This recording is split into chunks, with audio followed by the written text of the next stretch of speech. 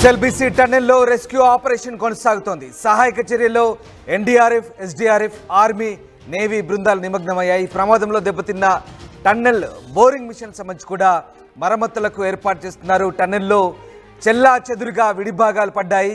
ఇక టన్నెల్లో క్రమక్రమంగా బురద నీటి ప్రవాహం పెరుగుతోంది. బురద నీటితో సహాయక చర్యలకు తీవ్ర ఆటంకం కలుగుతున్నట్టుగా తెలుస్తోంది. బురద నీటిని బయటికి తరలించేందుకు ప్రత్యామ్నాయ ఏర్పాటు చేస్తుంది అధికార బృందం. ఇక 12 కిలోమీటర్ల వరకు లోకో ట్రైన్లో రెస్క్యూ టీం ప్రయాణించినట్టుగా తెలుస్తుంది. రెస్క్యూ ఆపరేషన్లో జియాలజిస్టులు పాల్గొన్నారు.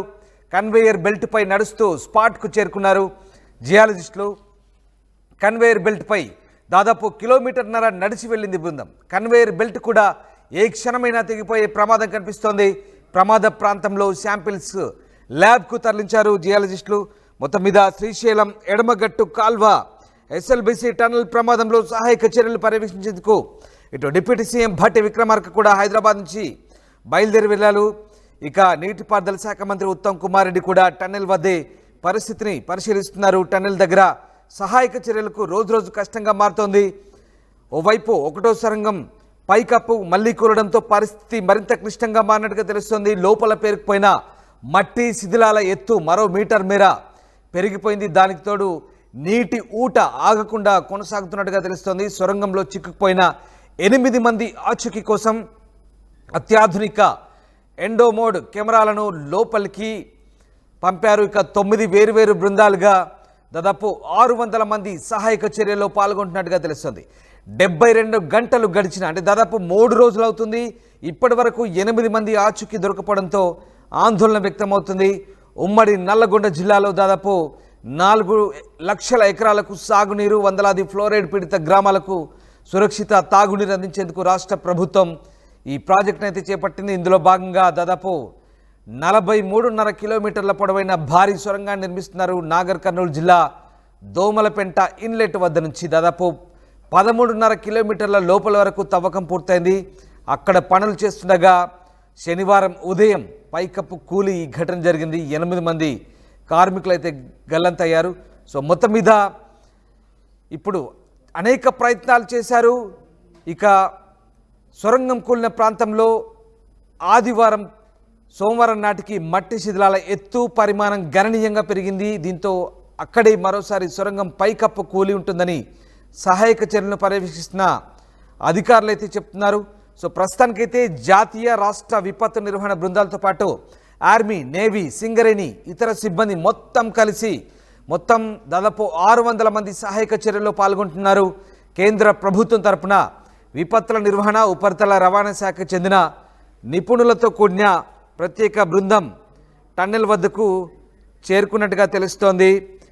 ఎస్ఎల్బిసి సొరంగాన్ని భూగర్భంలో 400 మీటర్ల దిగువన నిర్మిస్తున్నారు. దీంతో ఆ మేరకు భూ ఉపరితల నుంచి సొరంగం వరకు రంధ్రం చేసి కార్మికులను బయటకు తీసుకొచ్చే అంశంపై రాష్ట్ర ప్రభుత్వం పరిశీలిస్తోంది.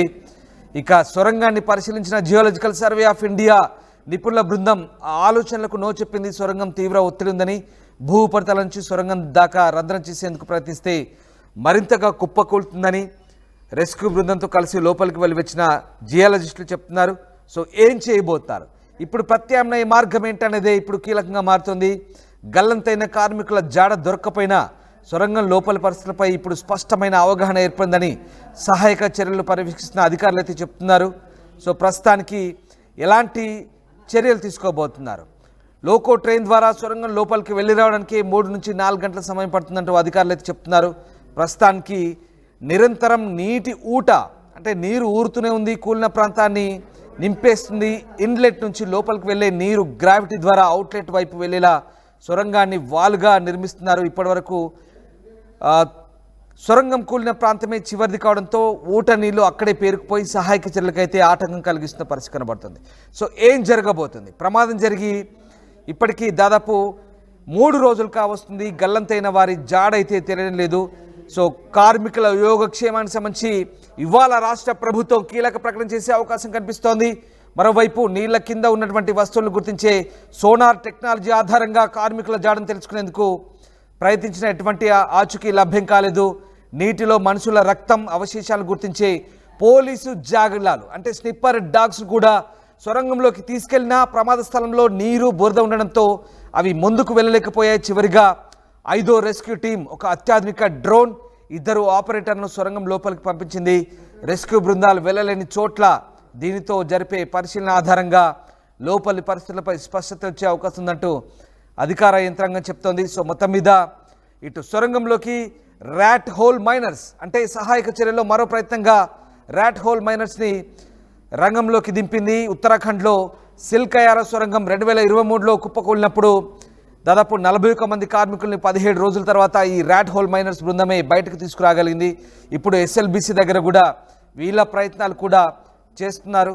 సో ఓవరాల్గా ర్యాట్ హోల్ మైనర్స్ సొరంగంలో ఏ వ్యూహాలు అమలు చేస్తారన్నది ఆసక్తికరంగా మారింది. వాళ్ళు సొరంగం నుంచి బయటకు వస్తే ఈ అంశంపై స్పష్టత రాబోతుంది. సో మొత్తం మీద ఇటు అనేక ప్రయత్నాలు చేస్తున్నారు. Singareni, navy, army, rat hole miners, state disaster response force, అలాగే national disasters response force, NDRF, SDRF రకరకాల ప్రయత్నాలు అయితే చేస్తున్నారు. సో వీలైనన్ని ప్రయత్నాలు చేసి వారి ఆచూకీ జాడ కనిపెట్టేందుకైతే ప్రస్తుతం ప్రయత్నాలు కొనసాగుతున్నాయి. మా కొలీగ్ మణికంఠ జాయిన్ అవుతున్నారు. మణికంఠ, రోజు రోజుకు ఉత్కంఠ రేపుతుంది. దాదాపు 3 రోజులు అవుతుంది. ఇప్పటి వరకు ఆ సొరంగంలో చిక్కుకున్న కార్మికుల జాడ ఇప్పటి వరకు కనీసం కనిపెట్టలేకపోయారు. ఏం జరుగుతోంది, ఎలాంటి సహాయక చర్యలు చేస్తుంది రెస్క్యూ టీం, ముఖ్యంగా ఇవాళ ఎలాంటి పద్ధతులు అవలంబిస్తున్నారు, ఓవరాల్గా ప్రస్తుతం అక్కడ ఉన్నటువంటి సిచ్యువేషన్ ఏంటి, మీ దగ్గర అప్డేట్స్ ఏంటి? అయితే నాగర్ కర్నూలు జిల్లాలో పూర్తిగా దోమలపేట దగ్గర ఉన్నటువంటి ఎస్ఎల్బిసి టన్నెల్ దగ్గర 22వ తేదీ ఉదయం 8:30 ప్రాంతంలో ప్రమాదం జరగడం జరిగింది. ఈ నేపథ్యంలోనే దాదాపుగా అక్కడ 42 మంది సిబ్బంది అంతా కూడా ఎస్ఎల్బిసి టన్నెల్ పనులు నిర్వహిస్తున్నటువంటి క్రమంలో ఒక్కసారిగా పైకప్ అంతా కూలిపడిపోయి పూర్తిగా అక్కడ ఉండేటటువంటి సి బ్లాక్ దగ్గర ఉండేటటువంటి నీరంతా కూడా టన్నెల్ లోపలికి వచ్చినటువంటి నేపథ్యంలో 8 మంది ఆ సిబ్బంది అంతా కూడా అక్కడే ఇరుక్కుపోయారు. ఈ 8 మందిలో 2 ఇంజనీర్లు, 2 ఆపరేటర్లు, 4 కార్మికులుగా ఉన్నట్టుగా కూడా అధికారులు గుర్తించడం జరిగింది. సో ఇప్పటి వరకు కూడా 3 రోజులు అవుతుంది. వారంతా కూడా లోపలే స్ట్రక్ అయిపోయినటువంటి పరిస్థితి. వారి ఆచూకీ కోసం పూర్తిగా రాష్ట్ర ప్రభుత్వము, కేంద్ర ప్రభుత్వం కూడా అన్ని రకాల సహాయక చర్యలు అందిస్తున్నప్పటికీ కూడా ఇప్పటి వరకు కూడా వారి జాడైతే తెలియరాలేనటువంటి పరిస్థితి. అక్కడ 8 మంది స్ట్రక్ అయిపోయి ఉన్నటువంటి నేపథ్యంలో వారి పరిస్థితి ఏంటి, దాదాపుగా 3 రోజులు అయిపోతున్నటువంటి నేపథ్యంలో వారు ఇప్పుడు ఏ విధంగా ఉన్నారు, వారి ప్రాణాలపై పెట్టుకున్నటువంటి ఆశలు ఏంటి అనేటటువంటి విషయాలన్నీ కూడా పూర్తిగా ఇప్పుడు ఉత్కంఠ రేపుతున్నటువంటి పరిస్థితులు. రోజు రోజుకు గంటకు గంటలు గడుస్తూ వస్తున్నటువంటి నేపథ్యంలో వారి ఆరోగ్య పరిస్థితిపై, వారి యోగక్షేమాలపై కూడా పూర్తిగా ఉత్కంఠ రేపుతున్నారు. ఎందుకంటే పూర్తిగా 8 మంది కూడా అక్కడే స్ట్రక్ అయిపోయినటువంటి నేపథ్యంలో వారందరినీ సురక్షితంగా బయటకు తీసుకురావాలనేటటువంటి లక్ష్యంతో రాష్ట్ర ప్రభుత్వం కావచ్చు, అదేవిధంగా కేంద్ర ప్రభుత్వం కూడా పూర్తి సహాయ నేపథ్యంలో ఎన్డీఆర్ఎఫ్, ఎస్డీఆర్ఎఫ్ బృందాలతో పాటు ఇండియన్ ఆర్మీ, నేవీ అంతా కూడా ఇక్కడికి రావడం జరిగింది. దాదాపుగా 600 మంది సిబ్బంది అంతా కూడా ఈ రెస్క్యూ ఆపరేషన్ లో పాల్గొంటున్నటువంటి పరిస్థితి. అత్యాధునిక టెక్నాలజీని కూడా ఉపయోగిస్తున్నటువంటి పరిస్థితి. ఇప్పటికే పలుమార్లు అనేక బృందాలుగా లోపలికి వెళ్ళేస్తున్నటువంటి పరిస్థితి. తాజాగా చూస్తున్నట్టయితే లోకల్ ట్రైన్ ద్వారా 12వ కిలోమీటర్ వరకు రెస్క్యూ టీం అంతా కూడా చేరుకోవడం జరిగింది. ఆ తర్వాత ట్రైన్ ముందుకెళ్ళలేనటువంటి పరిస్థితి. నీటి ఊట, బురద ఎక్కువగా ఉన్నటువంటి నేపథ్యంలో ట్రైన్ ముందుకు కదలలేనటువంటి నేపథ్యంలో వారంతా కూడా అటు నుంచి ఆ ప్రత్యామ్నాయ పద్ధతుల ద్వారా ముందుకు వెళ్తున్నటువంటి పరిస్థితి. సో నిన్న మొన్నటి వరకు కూడా పూర్తిగా చాలా ఇబ్బందికరమైనటువంటి పరిస్థితులు ఉన్నాయి. ఇప్పుడు కూడా తాజాగా నీటి ఊట అనేది కూడా పెరుగుతున్నటువంటి నేపథ్యంలో ఆ నీటి కారణంగానే ఇదంతా కూడా అక్కడ వారిని గుర్తించేందుకు చాలా ఇబ్బందికరమైనటువంటి పరిస్థితి. ఈ నేపథ్యంలోనే ఆ నీటిని అంతా కూడా బయటికి పంపించేసేందుకు ఆ బోరింగ్ మిషన్స్ కావచ్చు అన్ని కూడా తీసుకురావడం జరిగింది. లోపలికి జనరేటర్ ని కూడా తీసుకెళ్లడం జరిగింది. అక్కడ ఏదైతే టన్నెల్ బోరింగ్ మిషన్ టీపీఎం ఏదైతే ఉందో అదంతా కూడా ముక్కలుగా పడిపోయి ఉన్నటువంటి నేపథ్యంలో ఆ మిషన్ కు సంబంధించినటువంటి పరికరాలను అడ్డు తొలగించేందుకు, వెల్డింగ్ చేసేందుకు, కటింగ్ చేసేందుకు అక్కడ విద్యుత్ సదుపాయం అవసరమైంది. ఈ నేపథ్యంలోనే లోపలికి ఏదైతే జనరేటర్ తో పాటు పూర్తిగా అన్ని కూడా తీసుకెళ్ళినటువంటి పరిస్థితి. లోపల ఉన్నటువంటి ఎక్విప్మెంట్ ఏదైతే ప్రస్తుతం అత్యాధునిక ఎక్విప్మెంట్ కూడా తీసుకెళ్ళడం జరిగింది. డ్రోన్ కెమెరాల సాయంతో కూడా లోపల పరిస్థితిని పరిశీలించేటటువంటి ప్రయత్నం చేశారు. అయినప్పటికీ కూడా వారి జాడ తెలియలేనటువంటి నేపథ్యంలో ప్రస్తుతం ఆధునిక టెక్నాలజీని కూడా ఉపయోగించుకుంటున్నట్టు తెలిసింది. ఇందులో భాగంగానే endobot camera, endo 90 push camera, endobot push కెమెరాలు అంటే బురదలో కేబుల్ను పంపడం ద్వారా కేబుల్ నుంచి ఆ కెమెరాను అమర్చి దాదాపు 150 మీటర్ల వరకు కూడా బురదలో ఏముందో కనిపెట్టే ఈ ఎండోబోట్ పుష్ కెమెరాల నుంచి ఏమైనా ఇన్పుట్స్ వచ్చాయా బయటికి? దీనికి సంబంధించి అధికారులు ఏం చెప్తున్నారు? అసలు బురదలో ఎలాంటి అవశేషాలు ఉన్నాయి? ఇంకా నీటి ఊటలు పెరుగుతున్నాయి, బురద కూడా మరికొంత కూలినట్టుగా తెలుస్తుంది, ఇంకా మట్టి కూడా పేరుకుపోయిన పరిస్థితి కనబడుతుంది. సో దీనికి సంబంధించి అధికారులు ఎట్లాంటి అప్డేట్స్ ఇస్తున్నారు? టెక్నికల్ ఆస్పెక్ట్స్లో ముఖ్యంగా వాళ్ళు చేస్తున్న ప్రయత్నాలకు సంబంధించి ఇంకా ఏమైనా అప్డేట్స్ వస్తున్నాయా? పూర్తిగా ఈ టెక్నాలజీని అంతా కూడా ఉపయోగించుకొని లోపల అక్కడ ఉన్న వారి ఆచూకీ గురించి కానీ అక్కడ నుంచి ఏమన్నా మనకు రిజల్ట్ వచ్చేటటువంటి అవకాశం ఉంటుందంటూ కూడా ఈ ఆధునిక టెక్నాలజీకి సంబంధించినటువంటి కెమెరాస్ అన్నింటినీ కూడా లోపలికి పంపించడం జరిగింది. దానికి సంబంధించి అప్డేట్స్ అయితే కూడా ఇంకా బయటకు రాలేదు, ఎందుకంటే లోపలంతా కూడా ఇంకా ప్రస్తుతానికి కూడా రెస్క్యూ కంటిన్యూ అవుతున్నటువంటి నేపథ్యంలో అక్కడ పూర్తిగా వారంతా కూడా రెస్క్యూ టీమ్స్ అంతా కూడా ఆ టీంల వారిగా వారంతా రెగ్యులర్ గా కంటిన్యూ గా తిరుగుతున్నటువంటి పరిస్థితి నేపథ్యంలోని లోపల పూర్తిగా వారి జాడ కొరకు తెలుసుకునేందుకే పూర్తిగా ప్రయత్నాలు అయితే కొనసాగుతున్నటువంటి పరిస్థితి. 500 kVకి సంబంధించినటువంటి జనరేటర్ని కూడా లోపలికి పంపించడం జరిగింది. 100 హార్స్ పవర్ తో ఉన్నటువంటి బోర్ను కూడా పంపించడం జరిగింది. ఎందుకంటే పూర్తిగా అక్కడ పెద్ద ఎత్తున ఊట నీరంతా కూడా వచ్చి చేరుతున్నటువంటి నేపథ్యంలో అక్కడ ఉన్నటువంటి మట్టి అంతా కూడా బురదమయంగా అయిపోయి లోపలికి అడుగు తీసి అడుగు పెట్టాలంటే కూడా పెట్టలేనటువంటి సిచ్యువేషన్ ఉంది. ఈ నేపథ్యంలోనే ఆ వాటర్ కనుక రావడం తగ్గించినట్లయితే అక్కడ ఉన్నటువంటి వాటర్ అంతా కూడా ఈ పంపింగ్ సాయంతో పూర్తిగా బయటికి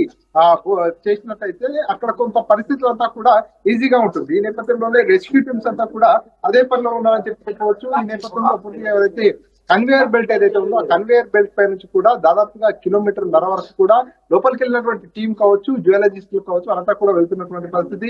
వారి ఆచూకీ కోసం నిరంతరం శ్రమిస్తున్నారు. ఎస్డీఆర్ఎఫ్, ఎన్డీఆర్ఎఫ్, రెస్క్యూ టీమ్స్ అన్ని కూడా వచ్చినటువంటి నేపథ్యంలో వీరిని కనుక్కోవడం చాలా క్లిష్టమైనటువంటి పరిస్థితులుగా ఉన్నటువంటి నేపథ్యంలో ఉత్తరాఖండ్ లో ఏదైతే టన్నెల్లో జరిగినటువంటి ప్రమాదంలో కీలక పాత్ర పోషించినటువంటి ర్యాట్ మైనర్స్ అనేటటువంటి టీం ఏదైతే ఉందో ఆ ర్యాట్ మైనర్స్ టీం ని కూడా నిన్న జిల్లా కలెక్టర్ ఇక్కడ పిలిపించడం జరిగింది. 6 మంది బృందం అంతా కూడా రావడం జరిగింది.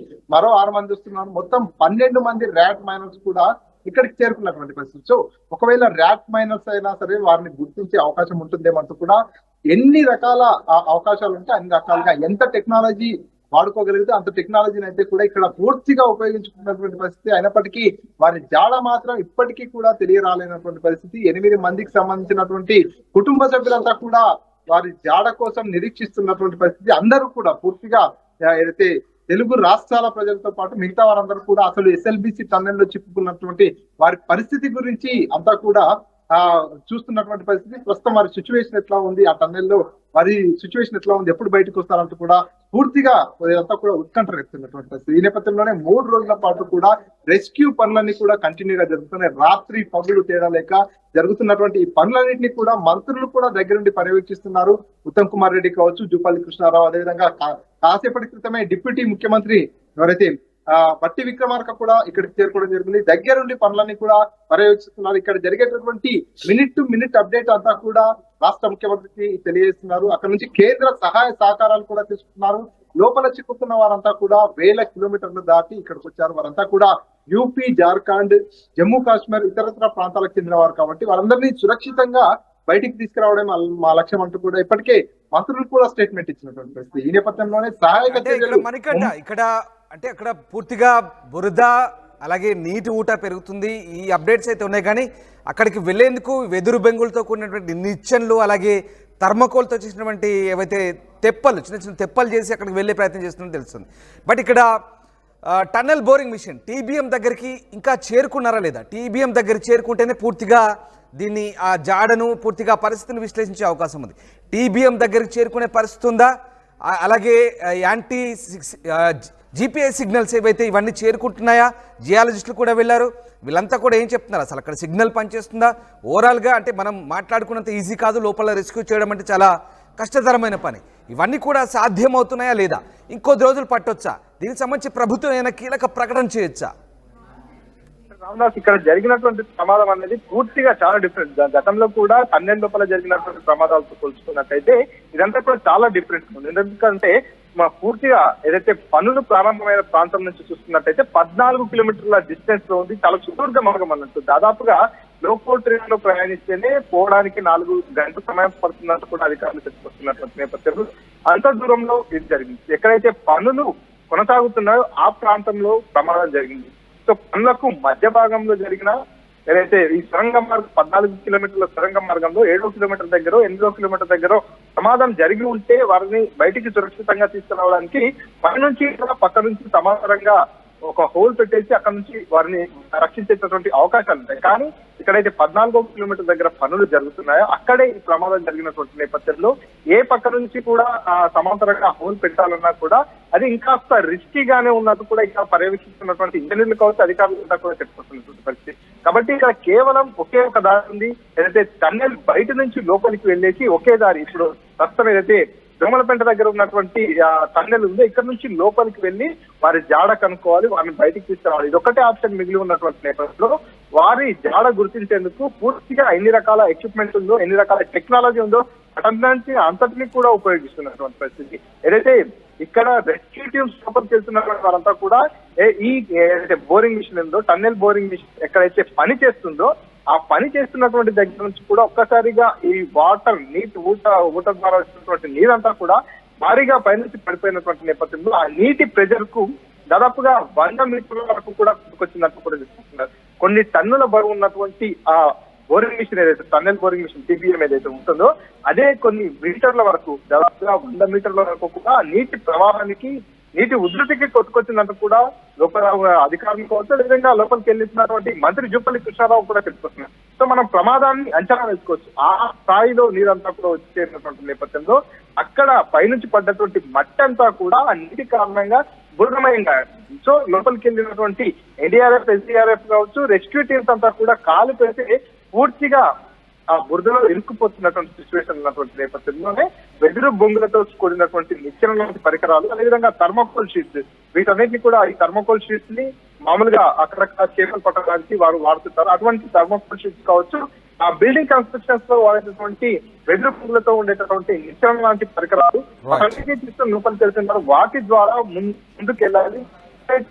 జరిగిందో ఆ ప్రాంతానికి చేరుకునేందుకు వీరంతా ప్రయత్నాలు చేస్తున్నారు. సో మొత్తానికి అయితే ఏదైతే ఆ TBM కొట్టుకొచ్చినటువంటి ప్రాంతానికి అయితే రీచ్ అవుతున్నారు, కానీ TBM అవతల వైపుకి వెళ్ళాలంటే చాలా క్లిష్టమైనటువంటి పరిస్థితులు ఉన్నాయి. అక్కడంతా కూడా TBM కు సంబంధించినటువంటి పరికరాలన్నీ కూడా ముక్కలుగా అయిపోయి పడిపోయినటువంటి పరిస్థితి. అంతేకాకుండా అక్కడ పెద్ద ఎత్తున మట్టి, బురద, నీరంతా కూడా వచ్చి చేరినటువంటి నేపథ్యంలో ఆ TBM మిషన్ ఎక్కడైతే పడిందో ఆ TBM మిషన్ తో అవతల వైపుకు మరొక 20 మీటర్ల ఉన్నట్టుగా కూడా తెలుస్తుంది. ఆ 20 మీటర్ల స్పేస్ లోకి వెళ్తే గనక అక్కడ వారి పరిస్థితి ఏంటి, అక్కడ వారు ఉన్నారా లేదా ఏంటనేటటువంటి విషయాలు తెలుస్తాయి. సో అక్కడికి వెళ్ళడమే చాలా క్లిష్టమైనటువంటి పరిస్థితిగా ఉన్నటువంటి నేపథ్యంలో పూర్తిగా రెస్క్యూ టీమ్స్ అంతా కూడా అవే ప్రయత్నాలు చేస్తున్నాయి.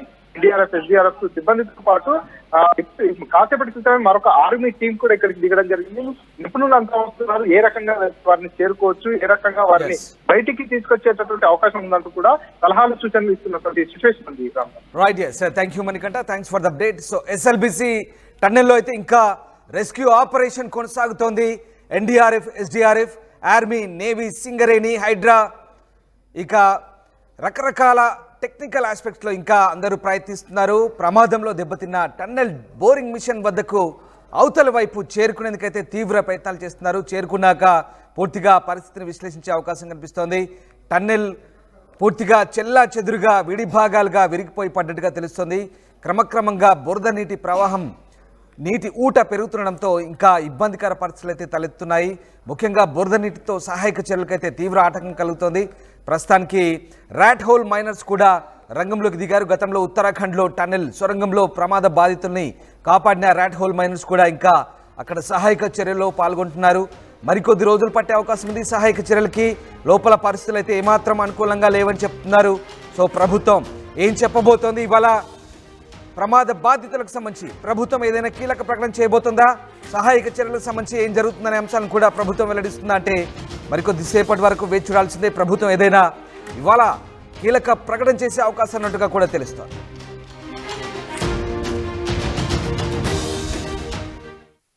RTV యాప్ వార్తల్ని క్షణాల్లో చదివే అవకాశం ఉంటుంది. ఒక న్యూస్ పేపర్, ఒక టెలివిజన్ ఛానల్ మీ చేతుల్లో ఎప్పుడూ ఉంటాయి.